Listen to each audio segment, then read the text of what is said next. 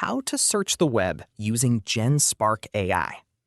First, open your web browser and go to genspark.ai.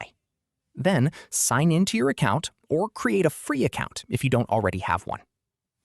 Once you're on the home screen, tap the search box and type the topic you want to research.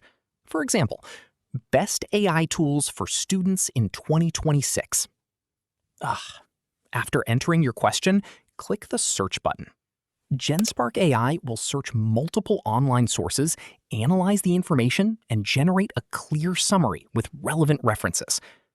If you need more details, ask follow-up questions, like summarize this, explain it in simple words, or compare the top options.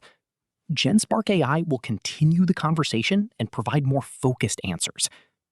If you want to save your research, use the copy, share, or export option if it's available in your account. That's it. You've successfully searched the web using Genspark AI. If this tutorial helped, don't forget to like this video, subscribe, and hit the notification bell for more AI tutorials, productivity tips, and easy tech guides.